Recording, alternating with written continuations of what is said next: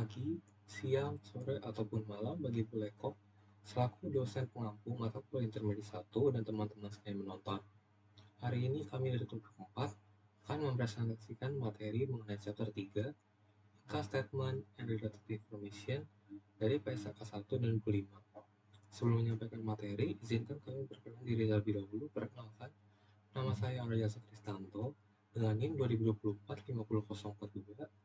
Selanjutnya, ada Renat Alfredo Gunawan dengan NIM 2024 50017, Violeta Angelika dengan NIM 2024 50072, Gabriel Pascal Kriani Gunawan dengan NIM 2024 50224, lalu yang terakhir Eva Widya Astuti dengan NIM 2024 50305. Atur dasar laporan dan bagian laba rugi. Laporan laba rugi dari penghasilan komprehensif lain merupakan salah satu komponen penting dalam laporan keuangan yang menyajikan kinerja keuangan perusahaan selama suatu periode tertentu. Untuk penyajian laporan berdasarkan paragraf 81A, berdasarkan standar akuntansi, perusahaan memiliki dua pilihan dalam menyajikan laporan kinerja keuangannya.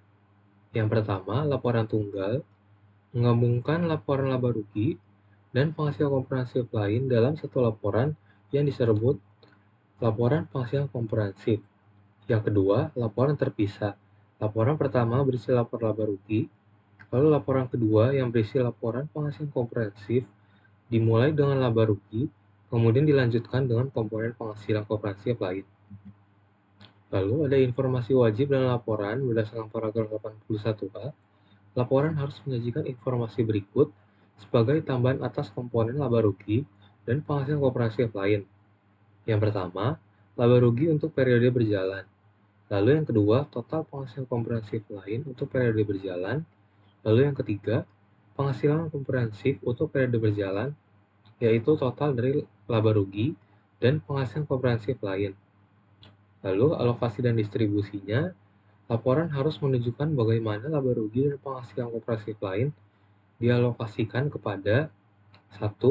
Alokasi laporan laba rugi periode berjalan yang berisi kepentingan non-pengendali atau minority interest, lalu yang kedua ada pemilik entitas induk, lalu poin kedua, alokasi penghasilan komprehensif periode berjalan yang berisi kepentingan non-pengendali, lalu yang selanjutnya pemilik entitas induk.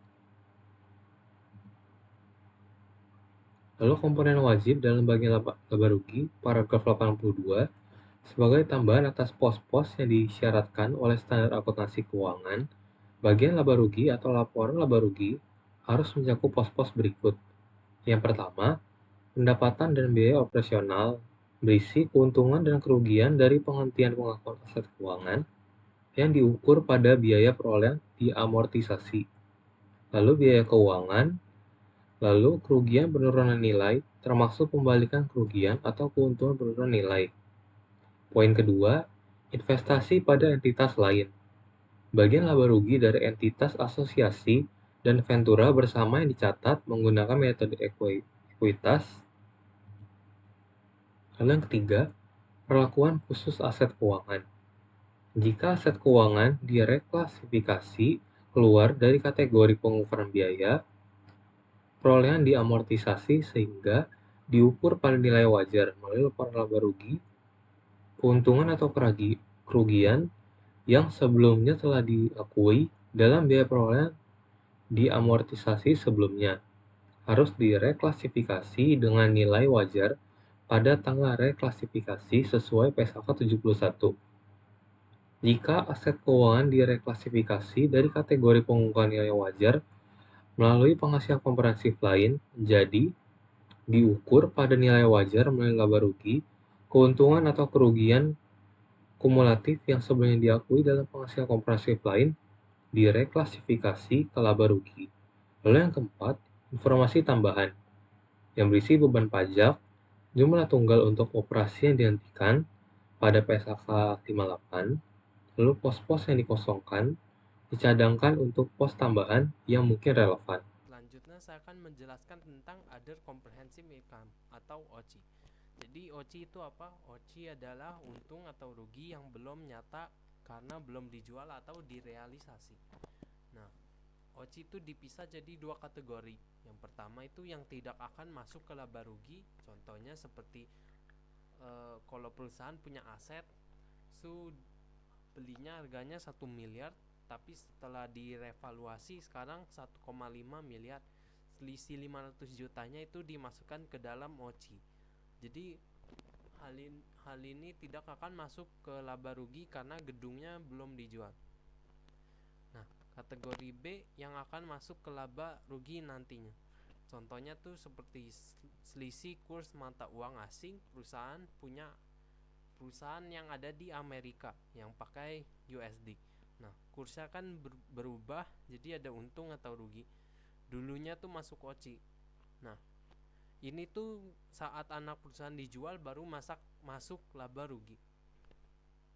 Nah, selanjutnya saya akan menjelaskan tentang penambahan subtotal sendiri. Dalam PSAK 85 itu dijelaskan apa itu subtotal. Jadi subtotal itu angka antara sebelum total akhir. Kenapa boleh ditambah? Itu gunanya itu agar laporan lebih informatif dan lebih gampang dipahami. Contoh subtotal tuh yang sering ditambah tuh seperti laba kotor, EBITDA, laba dari operasi yang dilanjutkan. Nah, di PSK 85A dijelaskan aturan detail tentang subtotal. Nah, di sini dijelaskan bahwa syarat wajibnya itu yang pertama berisi pos-pos yang benar, kedua disajikan dengan jelas, ketiga konsisten antara periode. Di PSK 85B dijelaskan tentang rekonsiliasi subtotal. Nah, rekonsiliasi itu apa? Rekonsiliasi adalah penjelasan bagaimana subtotal tambah dihitung dari pos-pos resmi. Nah, di PSK 85 dijelaskan tentang jurnal dapat disesuaikan dengan bisnis kamu. Jadi setiap bisnis kan berbeda-beda. Jadi cara penulisannya dapat disesuaikan. Contohnya kayak bank boleh pakai istilah pendapatan bunga, bukan hanya pendapatan. Dan toko retail dapat menulis pendapatan penjualan dan harga pokok penjualan terpisah. Di PSK 87 dilarang pakai pos luar biasa, atau tidak boleh ada istilah luar biasa atau extraordinary di laporan keuangan. Dulu ada aturan kalau ada kejadian aneh, contohnya seperti banjir dan kebakaran dan lain-lain, itu dapat ditulis terpisah sebagai pos luar biasa. Sekarang itu tidak boleh, semua harus masuk ke laporan biasa. Sekarang saya akan menjelaskan tentang cara penyajian pajak OCI. Jadi, dalam laporan keuangan, pajak penghasilan yang berkaitan dengan Other Comprehensive Income atau OCI ini tuh bisa disajikan dengan dua cara. PSAK ini memberikan fleksibilitas kepada entitas untuk memilih metode penyajian yang paling sesuai, asalkan dilakukan secara konsisten dan dijelaskan dengan jelas. Cara yang pertama itu adalah penyajian neto setelah pajak. Nah, pada penyajian neto, setiap komponen OCI ini ditampilkan langsung setelah dikurangi pajak penghasilan yang terkait. Artinya, angka yang muncul di laporan ini sudah merupakan hasil akhirnya. Nah, pendekatan ini tuh cocok untuk laporan keuangan yang ingin terlihat lebih ringkas dan mudah untuk dibaca, terutama bagi pengguna yang fokus pada hasil akhir. Nah, tapi kelemahannya ini tuh adalah informasi pajak tuh menjadi kurang terlihat. Jika tidak didukung dengan catatan atas laporan keuangan yang memadai, pengguna laporan keuangan ini bisa kesulitan memahami berapa sebenarnya dampak pajak dari masing-masing komponen OCI ini. Cara yang kedua ini adalah penyajian bruto sebelum pajak. Jadi, pada penyajian bruto, komponen OCI ini tuh disajikan sebelum pajak, sedangkan pajak penghasilan yang terkait itu ditampilkan secara terpisah. Nah, dengan cara ini, pengguna laporan keuangan ini dapat melihat dengan jelas berapa besar OCI sebelum pajak dan berapa bagian yang berkurang karena pajak penghasilan. Pendekatan ini tuh dinilai lebih informatif karena memberikan gambaran yang lebih transparan mengenai dampak pajak terhadap OCI. Nah, jika entitas memilih menggunakan penyajian bruto, maka pajak penghasilan yang terkait dengan masing-masing pos OCI harus diungkapkan secara jelas. Nah, pajak tersebut nih tidak boleh digabungkan secara keseluruhan agar pengguna laporan keuangan ini dapat memahami dampak pajak dari tiap komponen OCI secara terpisah. Nah, di sini ada definisi penyesuaian reklasifikasi. Jadi, penyesuaian reklasifikasi ini adalah proses pemindahan jumlah tertentu yang sebelumnya ini sudah diakui di Other Comprehensive Income ke laporan laba rugi pada periode berjalan. Artinya, angka yang tadinya parkir di OCI ini tuh tidak dihapus, tetapi dipindahkan karena sudah memenuhi syarat untuk memengaruhi laba rugi perusahaan. Nah, mengapa sih reklasifikasi ini diperlukan? OCI pada dasarnya itu digunakan untuk menampung keuntungan atau kerugian yang masih belum direalisasi atau belum mencerminkan kinerja operasional perusahaan pada periode berjalan. Dengan kata lain, pos-pos di OCI biasanya itu mencerminkan perubahan nilai yang sifatnya itu sementara dan masih bergantung pada kejadian di masa depan. Ketika suatu transaksi akhirnya direalisasikan, misalnya asetnya dijual atau resiko tertentu ini sudah benar-benar terjadi, maka keuntungan atau kerugian tersebut sudah menjadi hasil nyata dari aktivitas perusahaan. Nah, dalam kondisi ini, angka tersebut tuh tidak lagi pantas untuk berada di OCI dan harus dipindahkan ke laporan laba rugi. Tujuan dari reklasifikasi ini tuh adalah supaya laba rugi periode berjalan mencerminkan kinerja yang sebenarnya tanpa mencampur adukan hasil yang masih bersifat potensi dengan hasil yang sudah benar-benar terrealisasi. Selanjutnya ada tujuan penyesuaian reklasifikasi. Jadi, tujuan utama dari penyesuaian reklasifikasi ini adalah mencegah terjadinya pengakuan ganda atau double counting dalam total penghasilan komprehensif. Nah, hal ini tuh penting karena berkaitan langsung dengan seberapa andal dan wajar kinerja keuangan perusahaan disajikan dalam laporan keuangan. Tanpa adanya reklasifikasi ini, satu keuntungan itu bisa dicatat lebih dari satu kali. Awalnya keuntungan ini tuh diakui di OCI pada periode sebelumnya karena masih belum direalisasikan, tapi ketika kondisinya sudah direalisasikan, keuntungan yang sama nih akan masuk ke laporan laba rugi periode berjalan. Nah, jika pada tahap ini tidak dilakukan penyesuaian reklasifikasi, maka keuntungan tersebut nih akan tetap bertahan di OCI sekaligus muncul lagi di laba rugi. Akibatnya, total penghasilan komprehensif itu menjadi terlalu besar dan mencerminkan kondisi keuangan yang sebenarnya. Nah, karena alasan itu, PSAK nih secara tegas mengatur bahwa setiap jumlah yang direklasifikasi ke laba rugi ini tuh harus dikeluarkan dari OCI pada periode terjadinya reklasifikasi.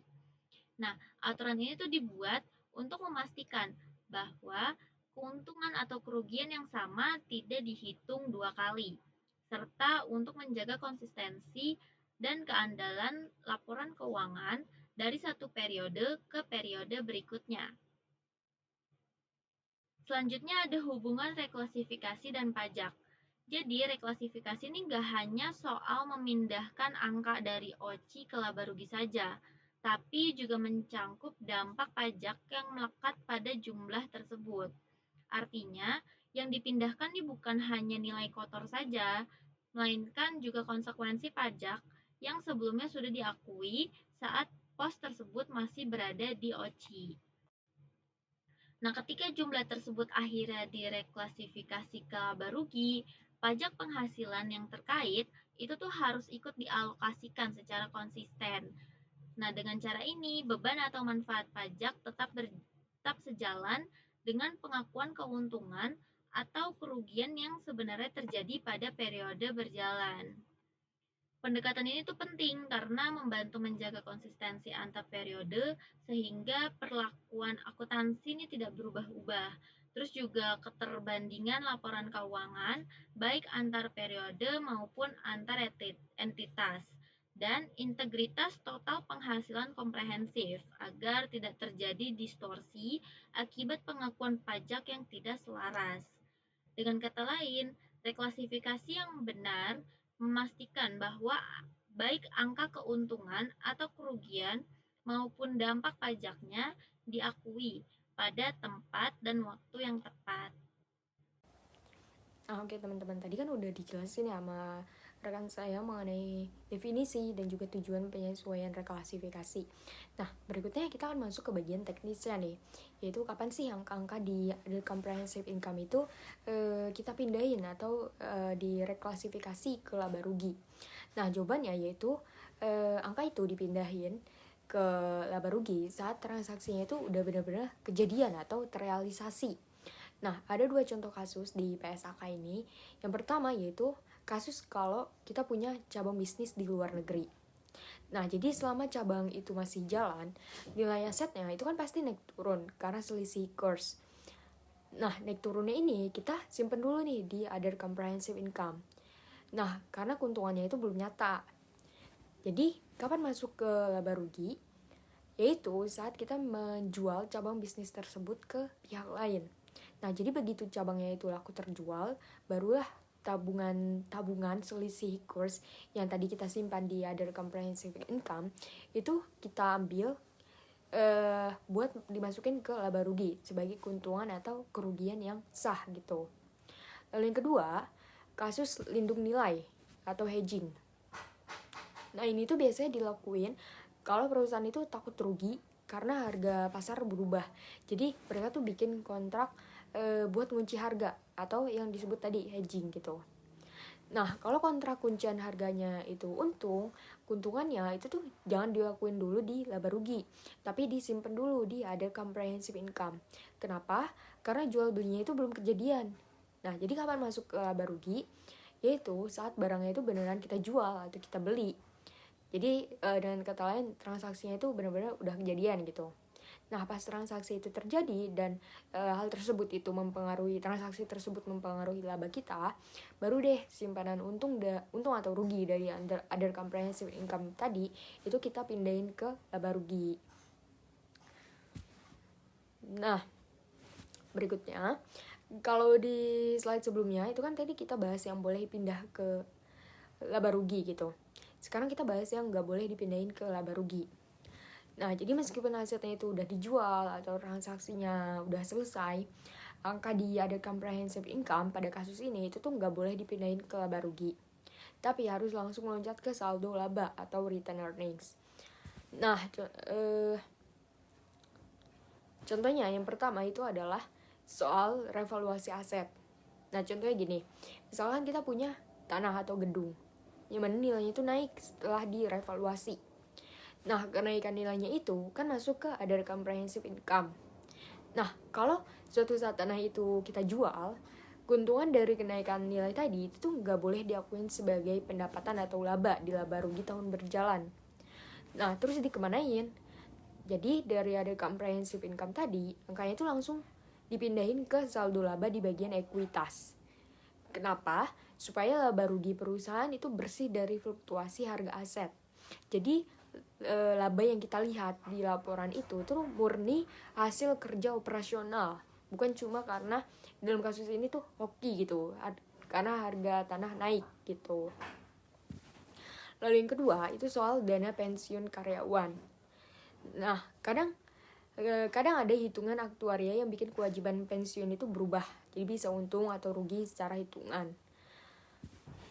Perubahan ini itu juga masuknya ke Other Comprehensive Income. Nah, jadi sama kayak aset tadi, angka ini tuh nggak akan pernah direklasifikasi ke laba rugi di periode-periode berikutnya. Nah, jadi dia itu bakalan tetap berada di wilayah ekuitas atau saldo laba. Tujuannya agar laba rugi itu tidak terganggu oleh perubahan hitungan pensiun yang sifatnya itu estimasi. Nah, berikutnya kalau tadi kan kita udah ada yang masuk ke laba rugi dan juga ada yang nggak boleh masuk ke laba rugi gitu ya.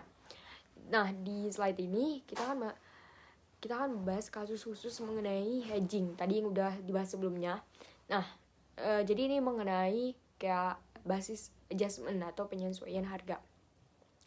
Nah, jadi kasus khususnya tuh begini.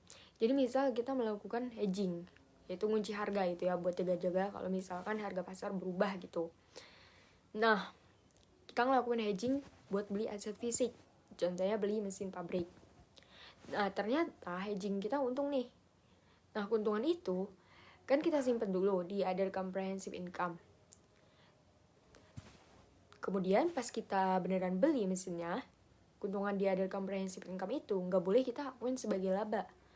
Terus buat apa untungnya? Buat apa ditaruh mana keuntungannya? Nah, jadi keuntungannya itu dipakai buat motong harga beli mesinnya. Jadi simpel aja nih. Misal harga mesinnya 100 juta. Tapi kita punya untung hedging 10 juta. Nah, maka di laporan keuangan mesin itu kita catat seharga 90 juta aja. Jadi untung dari hedging tadi itu kita anggap itu sebagai diskon yang mengurangi modal awal kita buat beli mesin tadi, bukan sebagai pendapatan laba. Nah, jadi seperti itu teknisnya mengenai penyesuaian reklasifikasi ini. Penjelasan berikutnya akan dijelaskan oleh teman saya.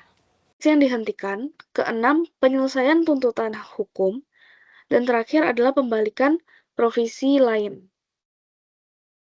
Nah, selanjutnya ada analisis beban yang diakui dalam beban rugi sesuai sama klasifikasinya, yang dimana ini berfungsi dalam menyediakan informasi maupun gambaran yang lebih andal maupun relevan, yang mempermudah pembaca memahami terkait struktur biaya perusahaan dan memudahkan dalam melakukan perbandingan antar periode maupun entitasnya.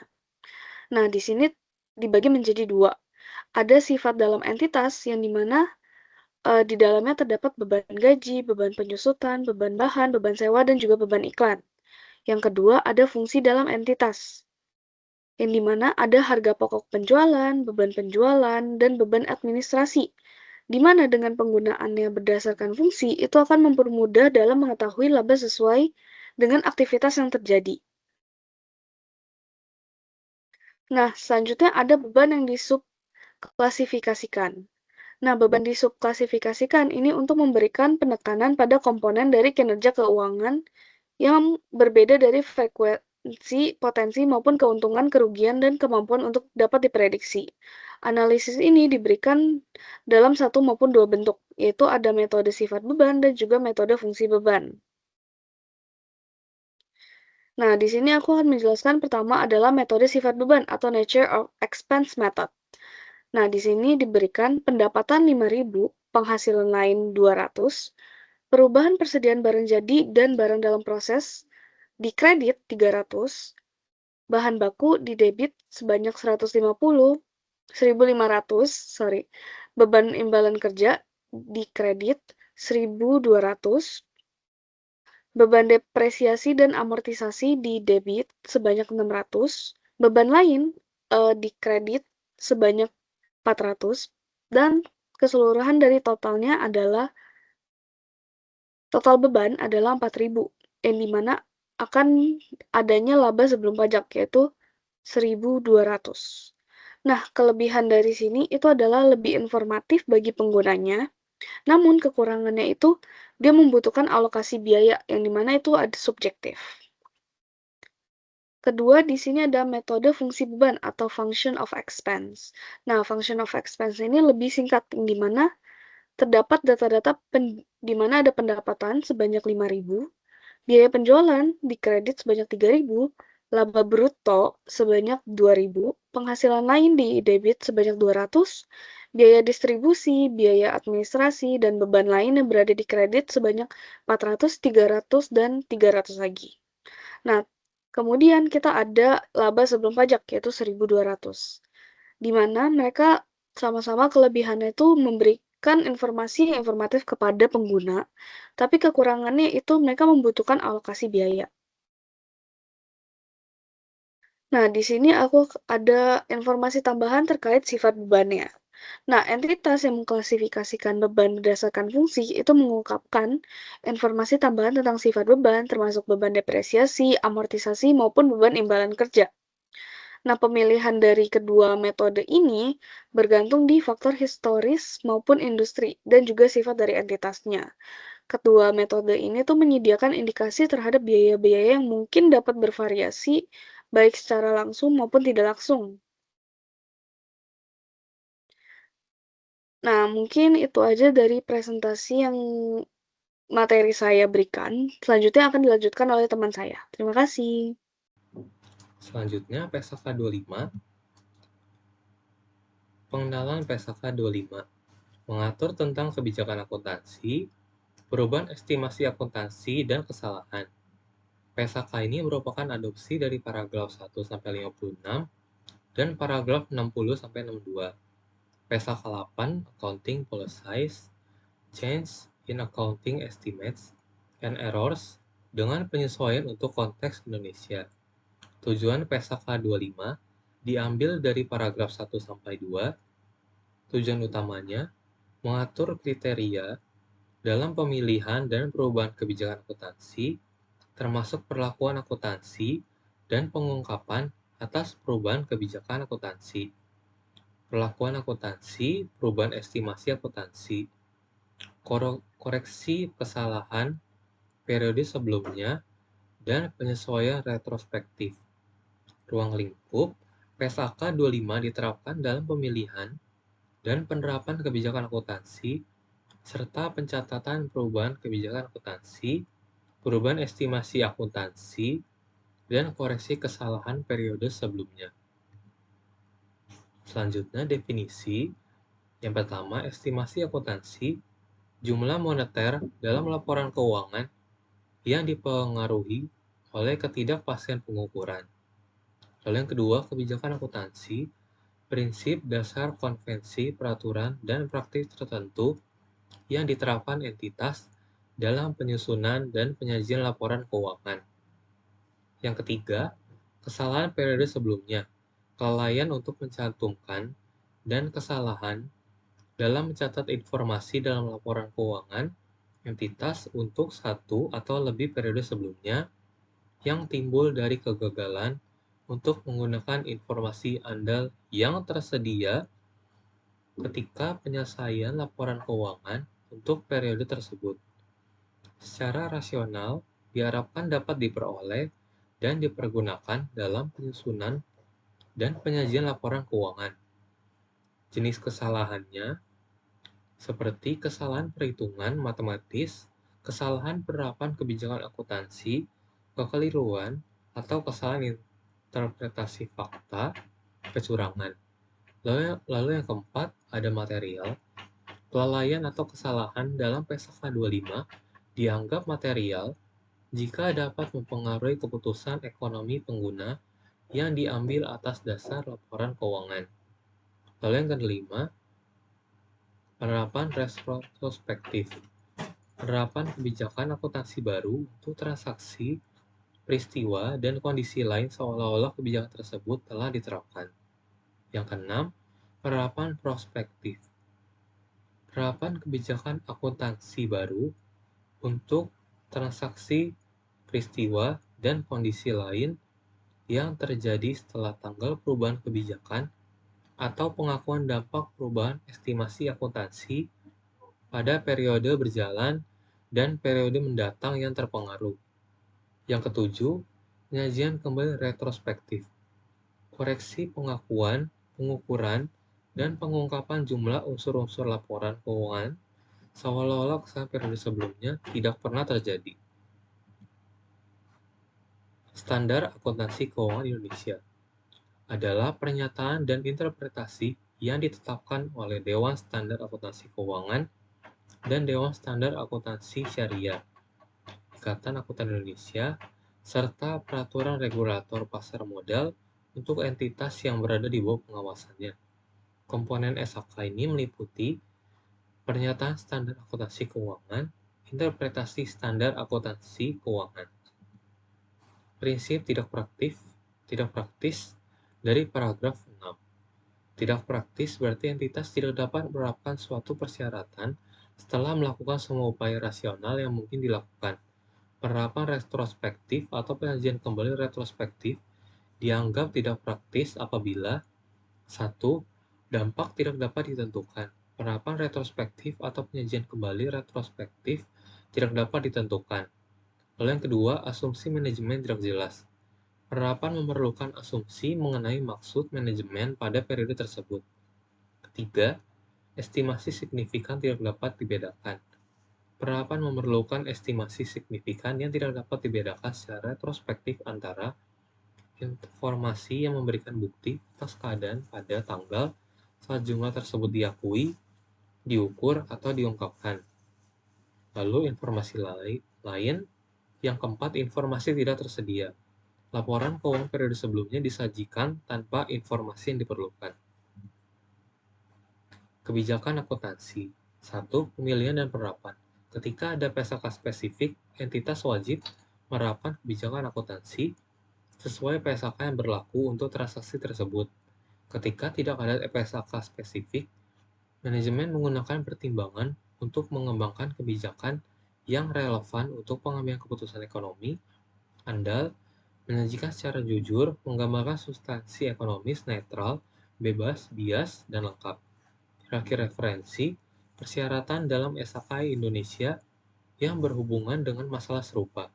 Lalu yang kedua, definisi, kriteria pengakuan, dan konsep pengukuran dalam kerangka konseptual. Manajemen dapat mempertimbangkan standar dari badan penyusun standar lain dan praktik industri yang lazim. Lalu yang kedua, konsistensi kebijakan akuntansi.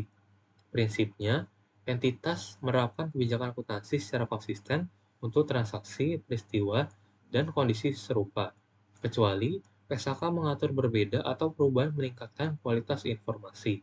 Tujuannya, memastikan daya banding dan kadar informasi keuangan. Yang ketiga, perubahan kebijakan akuntansi. Kapan diizinkannya? Entitas hanya mengubah kebijakan akuntansi jika dipersyaratkan oleh PSAK atau menghasilkan informasi yang lebih andal dan relevan.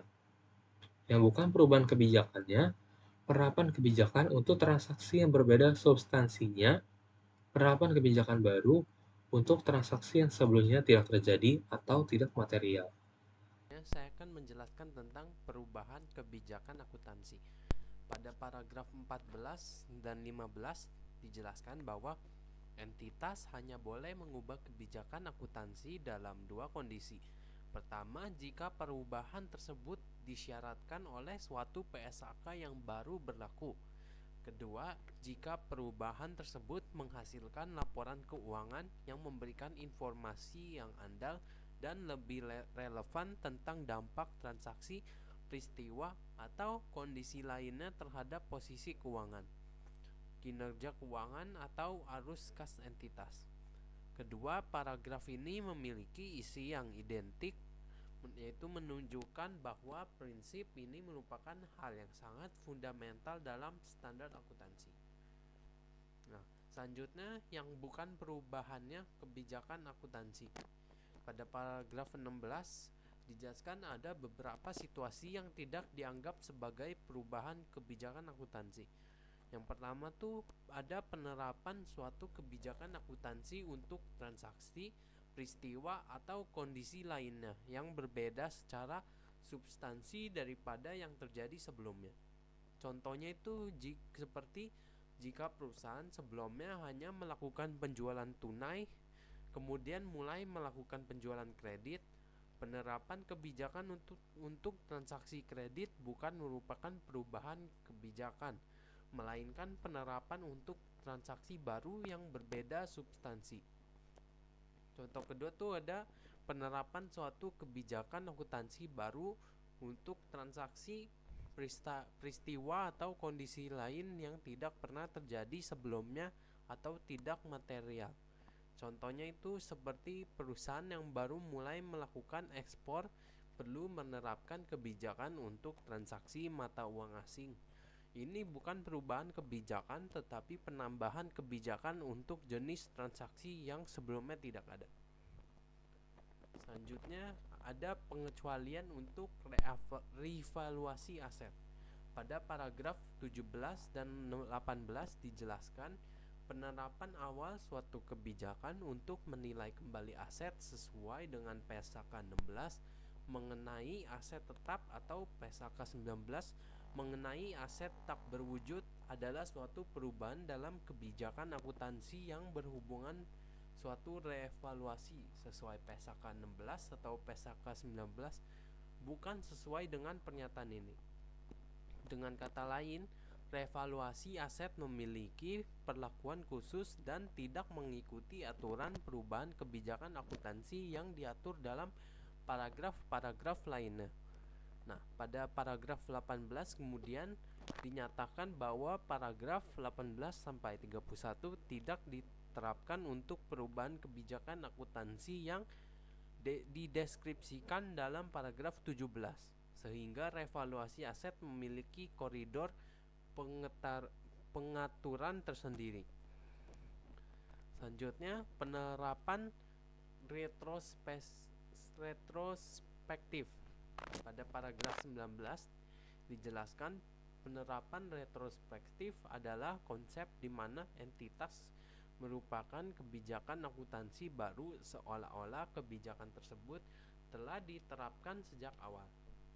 Bergantung pada paragraf 23, entitas mencatat perubahan kebijakan akuntansi akibat dari penerapan awal suatu PSAK sebagaimana yang diatur dalam ketentuan transisi dalam PSAK tersebut.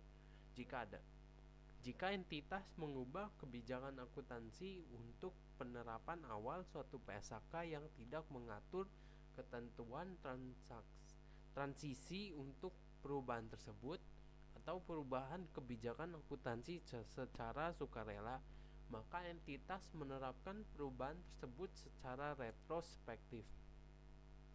Ini berarti bahwa semua angka dalam laporan keuangan periode sebelumnya harus disesuaikan seolah-olah kebijakan baru telah digunakan sejak periode-periode tersebut. Selanjutnya, penerapan dini bukan perubahan sukarela.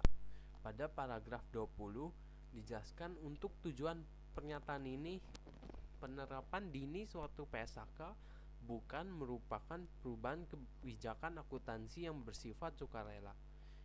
Ini penting untuk dipahami karena jika suatu PSAK memperbolehkan penerapan lebih awal sebelum tanggal efektif wajibnya, maka penerapan tersebut tetap dianggap sebagai penerapan yang mengikuti PSAK, bukan sebagai perubahan kebijakan sukarela.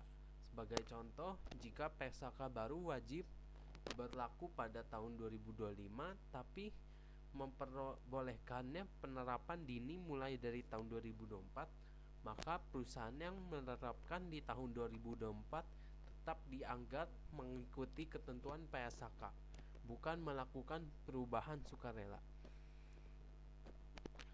Nah, selanjutnya saya akan menjelaskan ketika PSAK tidak mengatur secara spesifik.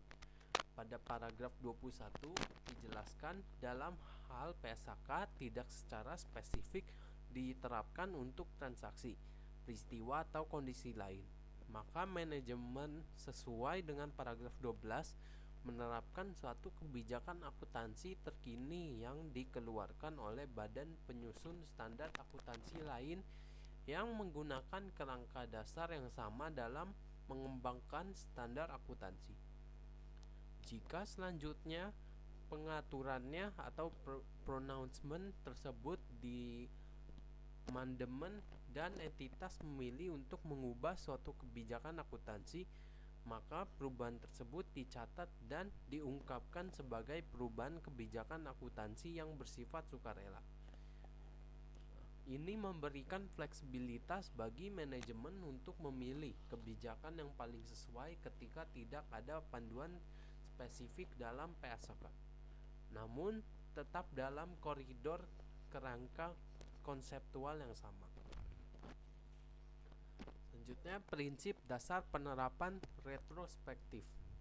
Dalam paragraf 22 dijelaskan bergantung pada paragraf 23, ketika perubahan kebijakan akuntansi diterapkan secara retrospektif sesuai dengan paragraf 19A dan 19B, maka entitas menyesuaikan saldo awal setiap komponen ekuitas yang terpengaruh untuk periode sajian paling awal dan jumlah komparatif lainnya diungkapkan untuk setiap periode sajian seolah-olah kebijakan akuntansi baru tersebut sudah diterapkan sebelumnya.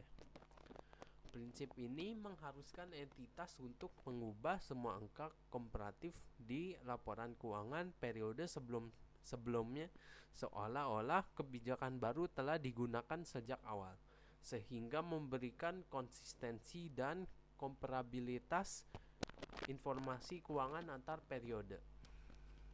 Nah, selanjutnya ada batasan penerapan retrospektif.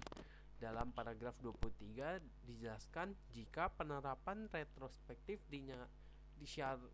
disyaratkan oleh paragraf 19A atau 19B, maka perubahan kebijakan akuntansi diterapkan sesuai retrospektif kecuali sepanjang tidak praktis untuk menentukan dampak spesifik periode atau dampak kumulatif perubahan tersebut. Kata tidak praktis menjadi kunci pembebasan dari kewajiban penerapan retrospektif penuh. Situasi tidak praktis dapat terjadi ketika data historis tidak tersedia, tidak lengkap, atau ketika estimasi yang diperlukan tidak dapat dibuat dengan andal untuk periode-periode sebelumnya. Nah, selanjutnya tidak praktis untuk periode tertentu.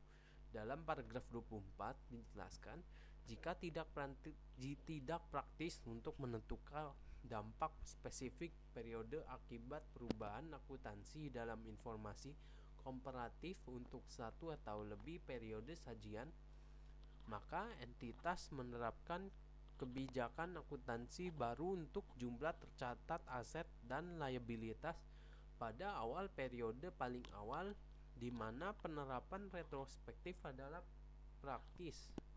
Mungkin periode berjalan dan membuat penyesuaian saldo awal setiap komponen ekuitas yang terpengaruh untuk periode itu.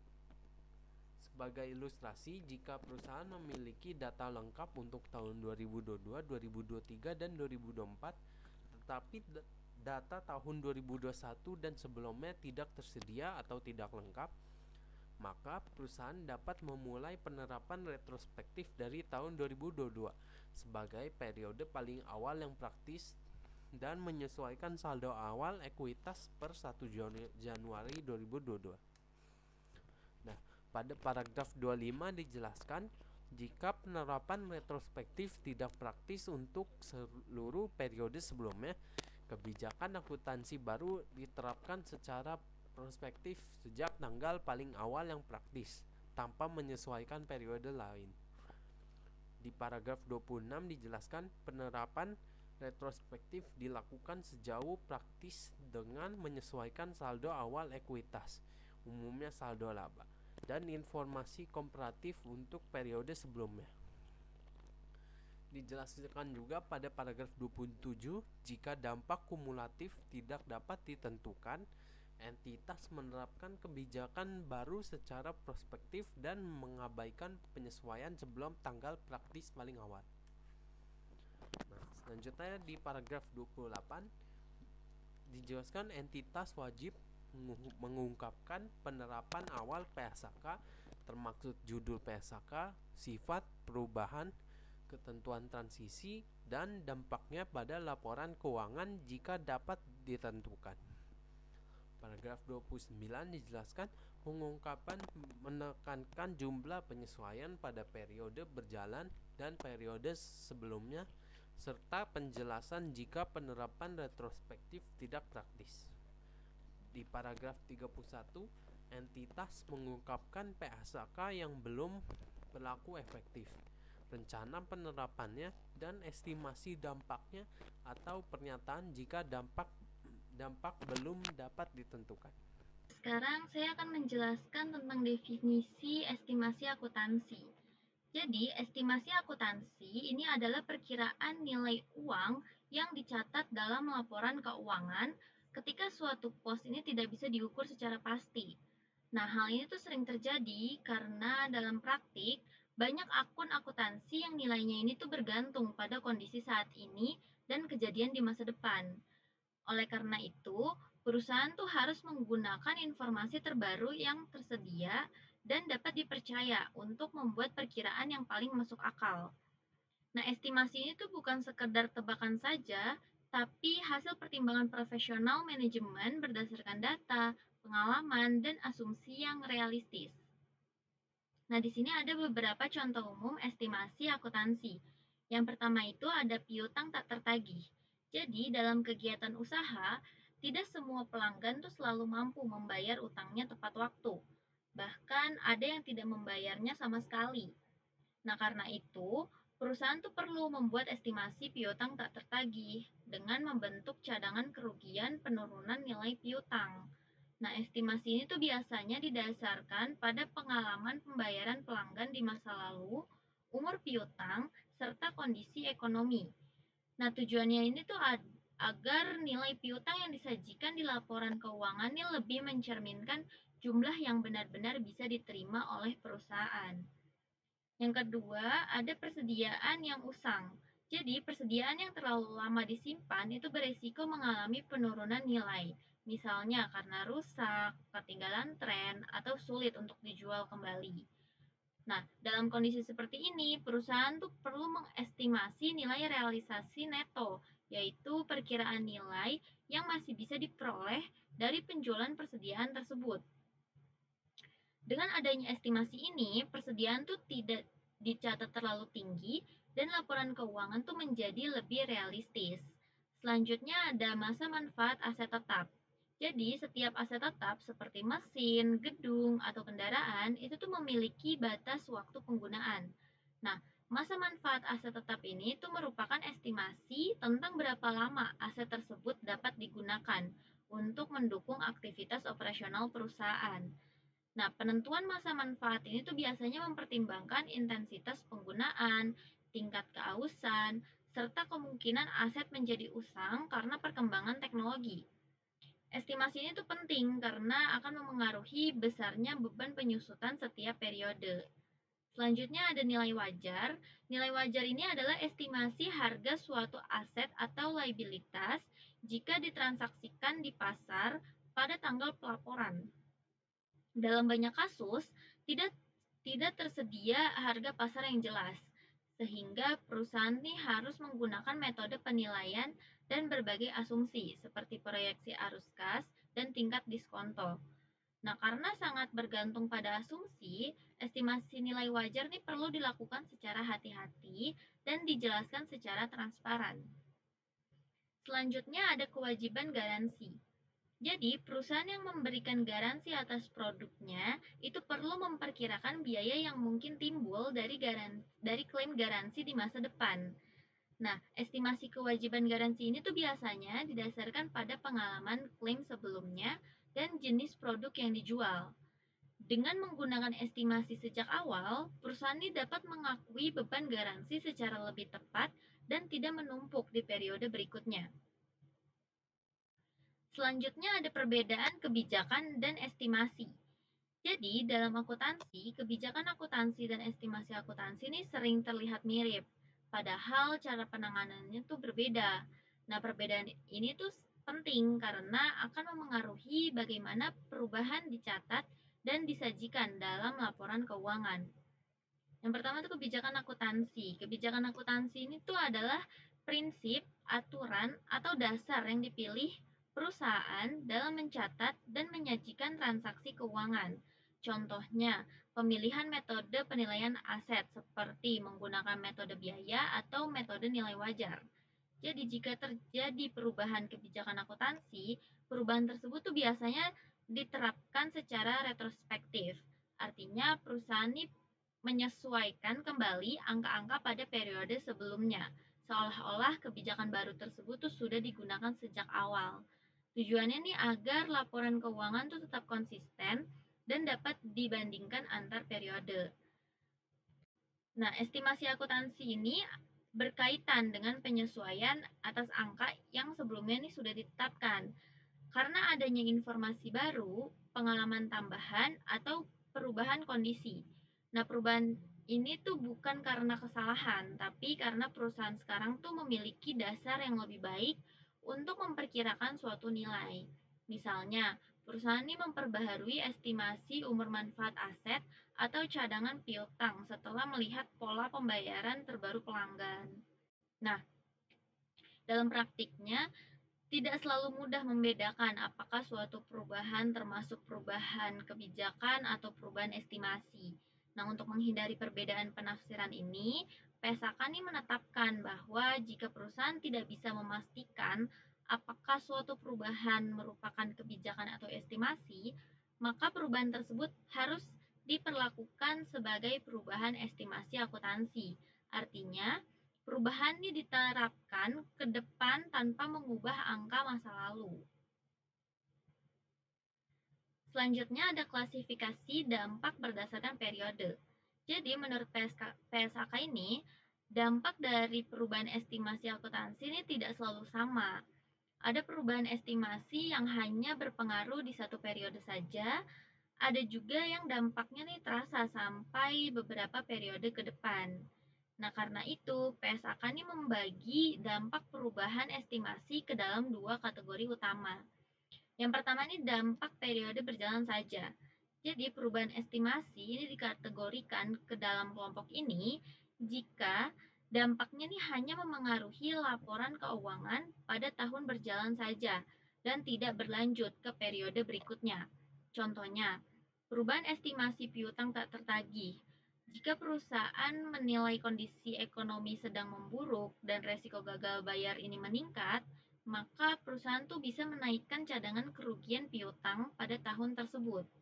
Nah, kenaikan cadangan ini itu langsung diakui sebagai beban di periode berjalan, tanpa perlu mengubah atau menyebarkan dampaknya ke tahun-tahun berikutnya. Nah, selanjutnya ada dampak periode berjalan dan mendatang. Nah, kategori ini tuh berlaku jika perubahan estimasi tidak hanya berdampak pada tahun berjalan saja, tetapi juga akan mengaruhi beban atau pendapatan di masa depan. Contoh yang paling umum ini adalah perubahan estimasi umur manfaat aset tetap atau perubahan pola konsumsi manfaat ekonominya. Seperti dalam perhitungan depresiasi. Misalnya, sebuah mesin nih yang sebelumnya diperkirakan hanya bisa digunakan selama 5 tahun saja, ternyata setelah dievaluasi, ternyata mesin ini tuh dapat bertahan hingga 8 tahun ke depan.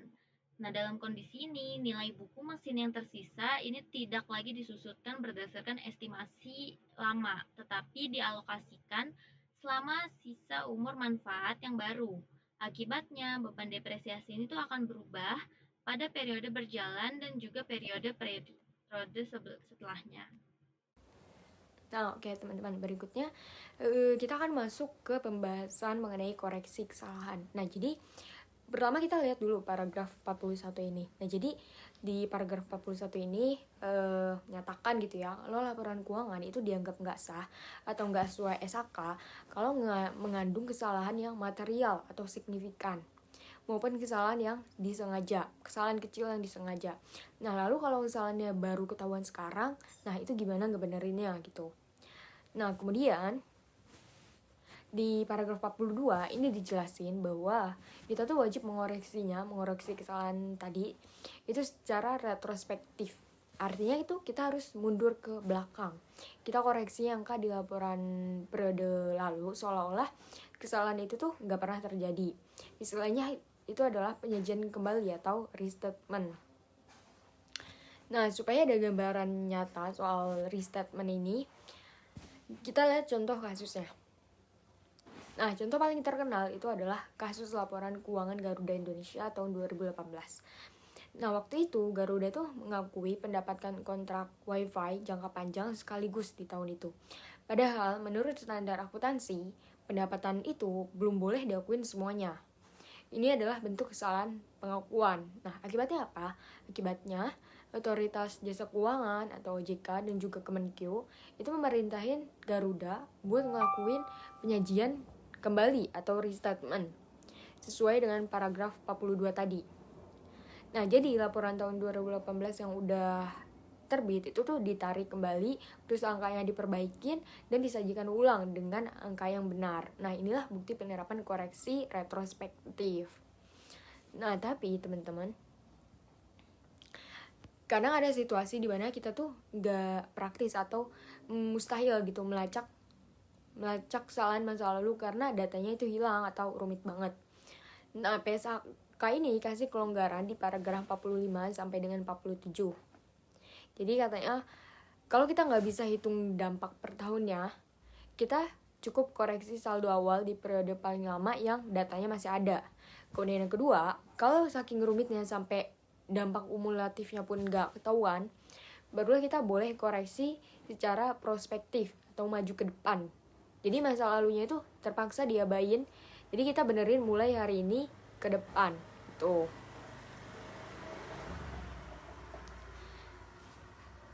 Nah, kemudian selanjutnya ke paragraf 48. Nah, ini merupakan poin krusial yang sering keluar.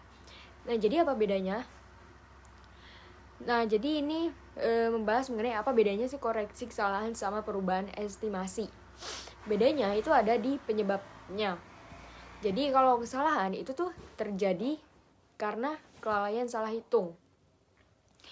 Atau salah pakai data yang seharusnya itu sudah ada. Tapi kalau estimasi itu berubah karena ada informasi baru atau perkembangan baru. Nah, jadi kalau kesalahan itu harus dikoreksi mundur atau retrospektif, sedangkan kalau estimasi itu cukup ubah ke depan atau prospektif. Nah, biar nggak bingung bedanya, kita bandingin kasus Garuda tadi sama kasus berikut ini. Nah, jadi kasus ini tuh mengenai perubahan umur aset atau yang berhubungan sama estimasi.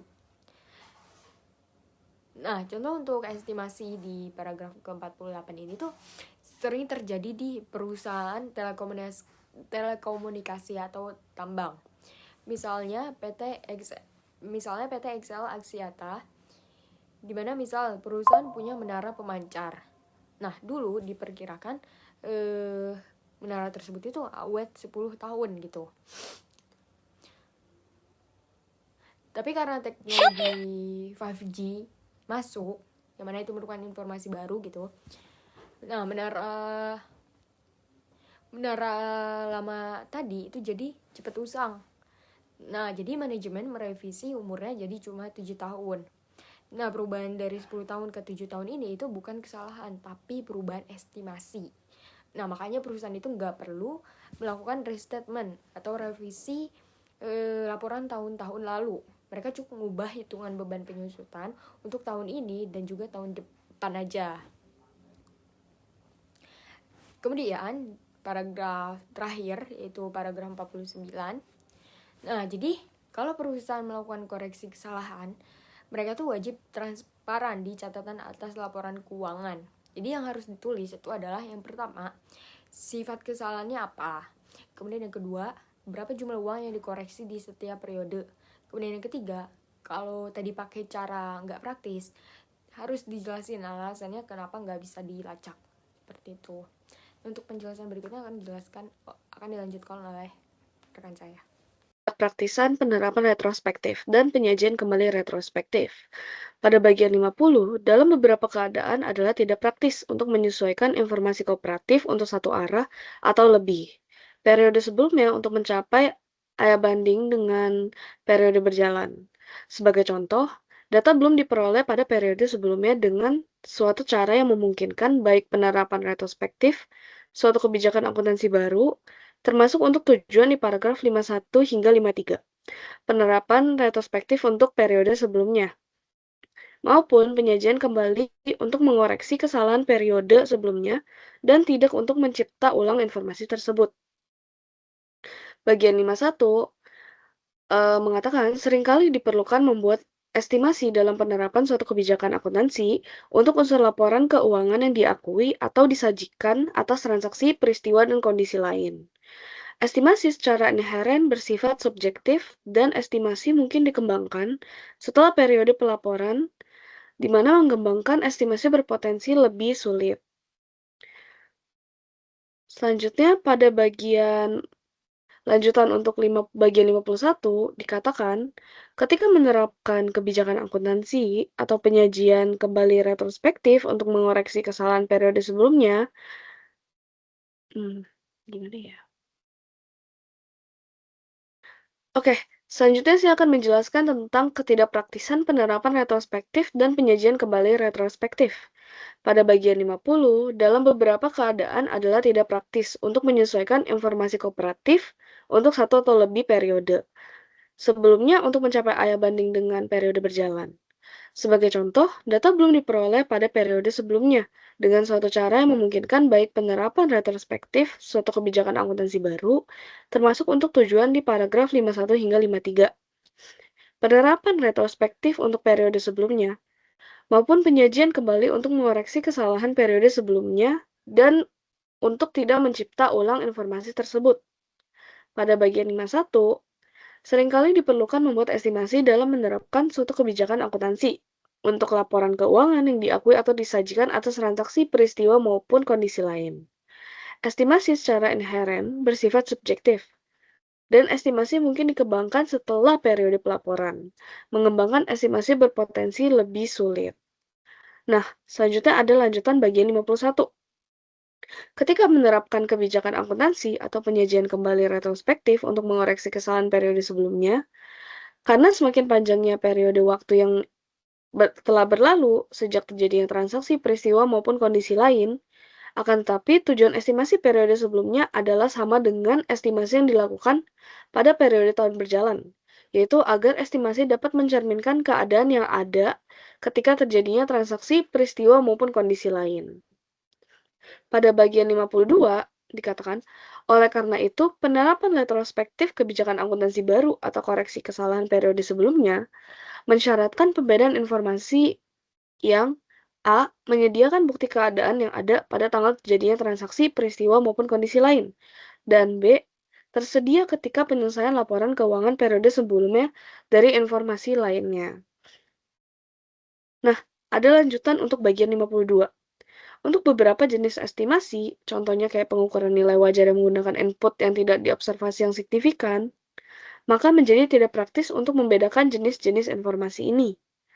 Ketika penerapan retrospektif atau penyajian kembali retrospektif memerlukan estimasi signifikan, sehingga tidak mungkin untuk membedakan kedua jenis informasi ini, maka menjadi tidak praktis untuk menerapkan kebijakan akuntansi baru atau koreksi kesalahan periode sebelumnya secara retrospektif. Pada bagian 53, peninjauan ke belakang tidak digunakan ketika menerapkan kebijakan akuntansi baru atau koreksi jumlah pada periode sebelumnya. Entitas juga tidak membuat asumsi maksud manajemen yang terjadi di periode sebelumnya atau estimasi jumlah yang diakui, diukur, dan diungkapkan pada periode sebelumnya. Pada bagian 53, sebagai contoh ketika entitas mengkoreksi kesalahan periode sebelumnya, dalam perhitungan liabilitas atas cuti sakit terakumulasi pegawai, sesuai dengan PSAK 24, timbalan kerja, maka entitas mengabaikan informasi musim influenza akut tidak normal selama periode mendatang yang informasinya tersedia setelah tanggal penyelesaian laporan keuangan periode sebelumnya. Fakta bahwa estimasi signifikan adalah sering disyaratkan ketika mengubah informasi komparatif sajian untuk periode sebelumnya tidak mencegah penyesuaian atau koreksi yang andal atas informasi komparatif. Pada bagian 54, entitas menerapkan penyataan ini untuk periode tahun buku yang dimulai atau setelah tanggal 1 Januari 2011. Pada bagian 54E, PSAK 71, instrumen keuangan mengamandemen paragraf 53, serta menghapus paragraf 54A, 54B, dan juga 54D, yang mengatakan entitas menerapkan amandemen tersebut ketika menerapkan PSAK 71. Pada bagian 54F, amandemen terhadap referensi kerangka konseptual dalam SAK mengamandemen paragraf 6 dan 11B. Entitas menerapkan amandemen tersebut untuk periode tahunan yang dimulai pada atau setelah 1 Januari 2020. Penerapan dini diperkenankan jika pada saat yang sama entitas juga menerapkan seluruh amandemen yang dibuat oleh amandemen terhadap referensi kerangka konseptual dalam SAK. Entitas menerapkan amandemen pada paragraf 6 dan paragraf 11 secara retrospektif sesuai dengan pernyataan ini. Namun, jika entitas menentukan bahwa penerapan retrospektifnya tidak praktis atau akan melibatkan biaya dan upaya lebih, entitas menerapkan amandemen pada paragraf 6 dan 11B dengan merujuk pada paragraf 23, 20, hingga 28 dari pernyataan ini. Jika penerapan retrospektif dari setiap amandemen dalam amandemen terhadap referensi kerangka konseptual dalam SAK melibatkan biaya atau upaya yang berlebihan, entitas dalam menerapkan paragraf 23 hingga 28 dari pernyataan ini membaca setiap referensi, kecuali kalimat terakhir paragraf 27 hingga tidak praktis, karena melibatkan biaya atau upaya yang berlebihan, dan setiap referensi praktis sebagai mungkin tanpa biaya atau upaya yang berlebihan. Pada bagian 54H, amandemen PSAK 1 dan PSAK 25 tentang definisi material mengamandemen PSAK 1 paragraf 07 dan PSAK 25 paragraf 05 dan menghapus PSAK 5 paragraf 06. Entitas menerapkan amandemen tersebut secara prospektif untuk periode tahunan yang dimulai pada atau setelah tanggal 1 Januari 2020. Penerapan dini ini diperkenakan jika entitas menerapkan amandemen tersebut di periode lebih awal, maka fakta tersebut diungkapkan. Pada 54A, entitas menerapkan penyesuaian paragraf 52 secara prospektif dan paragraf 05 secara prospektif untuk periode tahun buku yang dimulai pada atau setelah tanggal 1 Januari 2015. Selanjutnya kita akan membahas tentang penarikan. Pada bagian 55, pernyataan ini menggantikan PSAK 25 tahun 1994 laba rugi bersih untuk periode berjalan, kesalahan mendasar, dan perubahan kebijakan akuntansi. Nah, selanjutnya kami akan membahas terkait contoh 1 atau penyajian kembali retrospektif kesalahan. Nah, pedoman implementasi ini melengkapi tetapi bukan bagian dari PSAK 25. Pada 1.1, dikatakan, selama 2022, PT Beta menemukan beberapa produk yang telah dijual pada 2021, yang dimana itu salah catat pada persediaan per 31 Desember 2021 sebesar 6.500. Pada 1.2, catatan akuntansi PT Beta untuk 2022 menunjukkan kalau ada penjualan 104.000. Harga pokok penjualan yaitu 36.500, termasuk kesalahan 6.500 pada saldo awal persediaan dan juga pajak penghasilan sebesar 5.250. Pada 1.3, PT Beta melaporkan adanya penjualan sebesar 73.500 yang dimana dikurangi dengan beban pokok penjualan, yaitu 53.500, sehingga menghasilkan laba sebelum pajak penghasilan sebesar 20.000, yang kemudian akan dikurangi lagi dengan pajak penghasilan sebesar 6.000. Maka laba akhirnya adalah 14.000. Pada 1.4, saldo laba awal 2021 adalah 20.000 dan saldo laba akhir adalah 34.000. Pada 1.5, dikatakan tarif pajak sebesar 30% untuk 2022 dan 2021, di mana tidak ada penghasilan lain maupun beban lainnya. Pada 1.6, PT Beta memiliki modal saham 5.000 dan tidak ada komponen ekuitas lainnya kecuali saldo laba. Saham perusahaannya itu tidak diperdagangkan secara publik dan tidak mengungkapkan laba per sahamnya.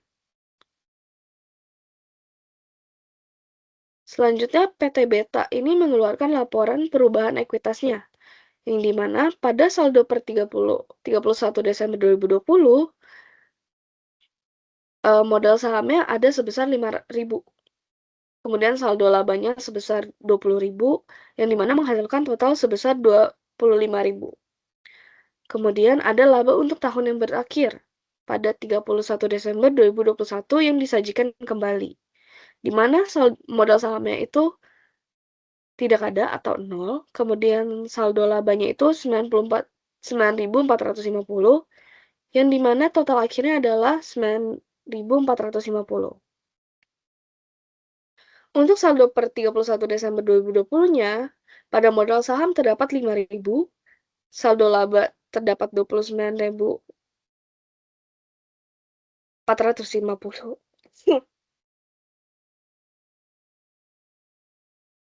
Yang dimana saldo total akhirnya adalah 34.450.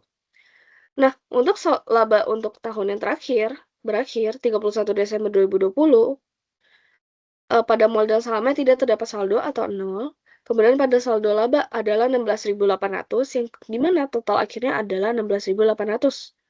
Nah, untuk saldo per 31 Desember 2022 merupakan penjumlahan dari saldo per 31 Desember hingga laba untuk tahun berakhirnya, yang dimana modal saham hanya ada 5.000, saldo laba penjumlahannya itu adalah 46.250 yang menghasilkan totalnya sebanyak 51.250. Nah, disarikan dari catatan atas laporan keuangan, yang pertama, beberapa produk yang telah dijual pada 2021 tercatat salah sebesar 6.500 per 31 Desember 2021, yang dimana disajikan kembali untuk membetulkan kesalahan ini. Nah, dampak dari penyajian kembali laporan ini tuh tidak memiliki dampak untuk tahun ke depannya atau 2022.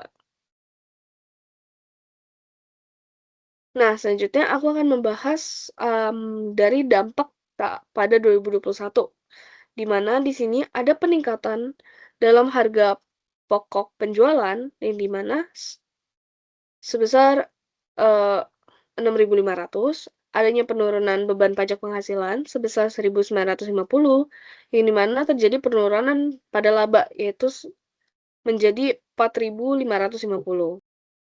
Thank you for this beautiful journey.